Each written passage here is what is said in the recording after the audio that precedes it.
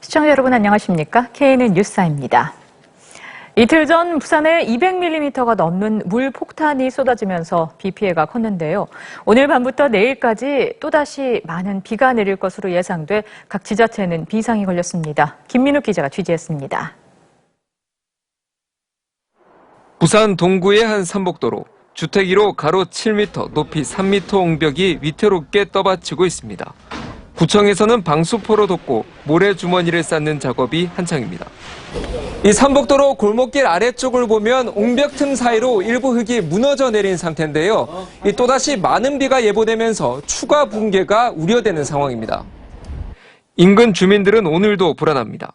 항상 물이 내려온다고 위험을 항상 가졌어요. 걱정되고 하수구로 안 들어가고 막 집으로 들어오고 하는 일이 종종 있습니다. 지자체는 집중호우에 대비해 급경사지, 침수 지역 등에 대한 예찰을 강화하고 있습니다. 많은 비에 대비해서 이렇게 천막으로 이 집안이 약화되지 않도록 하는 것이 중요합니다. 지난 금요일 집중호우로 범람했던 동천 일대는 복구 작업이 아직 진행 중입니다.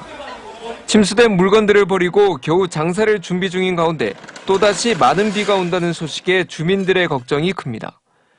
특별한 방법이 있는 거는 몰라도 그런 비가 온다면 또 그런 식으로 재발될 수밖에 없죠. 장맛비는 내일 새벽에 집중될 전망이며 내일까지 부산 경남 100에서 200mm, 지리산 일대에는 300mm까지 많은 비가 내릴 것으로 보입니다. 내일 새벽 3시부터 내일 오전 12시까지가 가장 피크 시간이 될 것으로 보여지고 있거든요. 시간당 50에서 80mm까지 매우 강한 비가. 또 기상청은 부산은 내일 새벽 0시 50분, 경남 마산은 내일 새벽 1시 19분 만조 시간대와 겹치는 만큼 새벽 시간대 해안가 침수에도 철저히 대비할 것을 당부했습니다. KNN 김민욱입니다. 한편 기상청은 잠시 후인 저녁 9시 서부 경남 지역에 호우주의보를 발효합니다.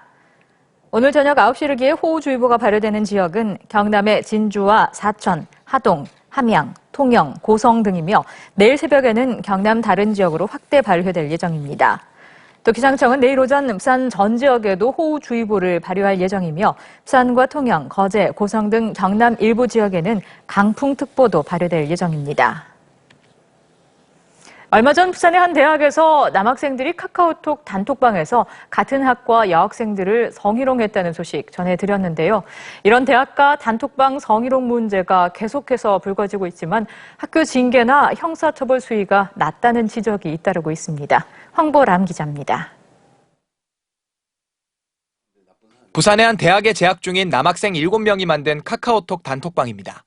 같은 학과 여학생들에 대해 수업 도중 속옷이 보인다거나 교수와 부적절한 관계를 맺어 과제를 한다는 등의 입에 담기 힘든 대화를 나눕니다.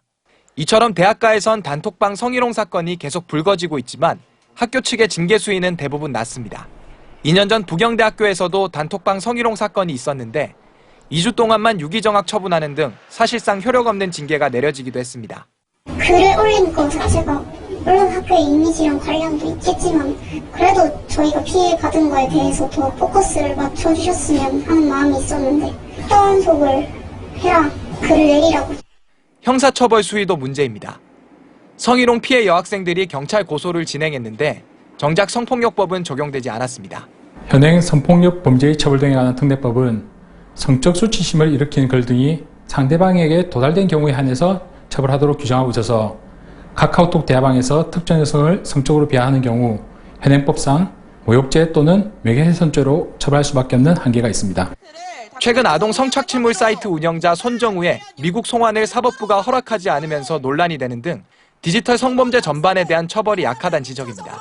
사실 디지털 성범죄라는 게 당사자가 있는 곳에서 하는 게 아니라 당사자가 모르는 곳에서 하고 그거에 대한 어떤 이해가 없이 법이 지금 제정이 되어 있고 그나마도 재판으로 가는 것조차도 되게 처벌 수위가 낮아서 디지털 성범죄 처벌을 강화하는 이른바 N번방 방지법이 국회 본회의를 통과한 가운데 보다 실효성 있는 후속 대책이 마련돼야 한다는 목소리가 커지고 있습니다. KNN 황보람입니다. K-세일이라고 들어보셨습니까? 정부가 포스트 코로나 시대에 대비해 내놓은 새로운 형태의 소비인데요. 주말 동안 경남 창원에서 열렸습니다. 최한소희 기자가 취재했습니다. 창원의 한 전시장에 오픈 스튜디오가 차려졌습니다. 유명 가수인 크레용 팝의 웨이와 초아가 쇼호스트와 함께 화장품 판매 방송을 시작합니다. 9,900원! 이 두 개가 말도 안 돼. 유튜브를 통해 실시간으로 진행되면서 제품에 대한 질문 등 실시간 소통도 가능합니다. 그러면서 실시간 구매도 가능한 전에 없던 판매 영역입니다. K-세일이라 불리는 비대면 디지털 소비 형태입니다. 소비 활성화를 위해 정부가 전국을 돌며 K-세일을 알리고 있습니다. QR코드를 통한 현장 판매도 선을 보였습니다. 이 제품을 직접 테스트해보고 살 수 있는 현장 구매의 장점과 이 비대면 구매가 결합된 새로운 형태의 판매 전략인 것입니다. 지역에 상관없이 언제든지 가능한 판매이기 때문에 지역 소상공인들은 물론 제조기업들도 K-세일에 거는 기대가 큽니다. 좀 힘들었죠. 소비가 조금 줄어들고 해서 동행 세일에 나오면서 조금 더 활성화가 됐으면 하는 바람입니다. 무엇보다 K-세일이 소비자들에게 빠르게 녹아들 수 있는지가 시장 경제 활성화의 성패가 될 것으로 보입니다. KNN 최한솔입니다. 지난 1998년 최초 국산 구축함인 광개토 대왕함 이후 이지스함까지 막강해진 우리 해군이 차세대 신형 구축함 건조 계획을 세웠습니다. 상선고 해양 플랜트 발주 지연에 불황을 겪고 있는 지역 조선업계가 수주전에 총력을 펼치고 있습니다. 김동환 기자가 보도합니다.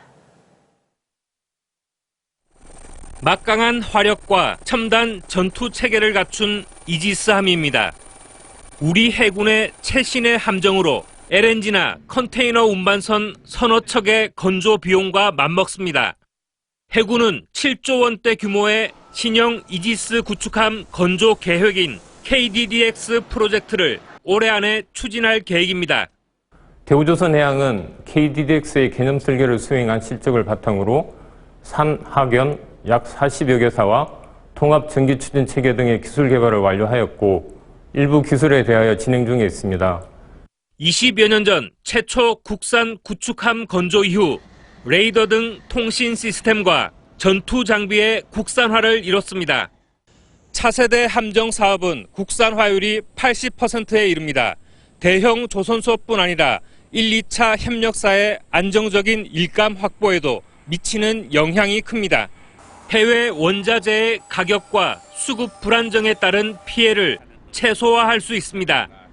수주 부진에 시달리는 지역 조선업계는 고용 불안을 해소할 수 있는 방안이 될 것으로 기대하고 있습니다. 코로나로 인해서 어려운 상황 속에서 정부 조달 사업이 조기 발주된다면 우리 회사 같은 중소협력업체로서는 큰 도움이 될 것으로 생각을 합니다. 대규모 해군 함정 발주 사업은 이달 말 대우조선해양과 현대중공업의 수주전을 거쳐 연말 사업자가 선정될 전망입니다. KNN 김동환입니다. 휴일인 오늘 부산에서는 코로나19 추가 확진자가 발생하지 않은 가운데 경남에서 한 명이 확진 판정을 받았습니다. 50대 남성인 146번 확진자는 멕시코를 방문한 뒤 어제 인천공항으로 입국했으며 함안군 보건소 검사에서 오늘 오전 양성을 판정받아 마산의료원에 입원했습니다. 경남에서 어제 발생한 145번 확진자의 밀접 접촉자 2명은 모두 음성인 것으로 나타났습니다. 오늘 오전 7시 반쯤 경남 의령군 낙서면의 한 기와집에서 불이 나 집이 무너지고 한 명이 숨진 채 발견됐습니다.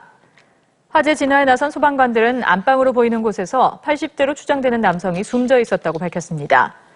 또 오늘 오전 5시쯤에는 경남 밀양시 상남면 예림리 농로에서 차량에 불이 나 운전자로 보이는 60대 남성이 화상을 입어 치료받고 있습니다.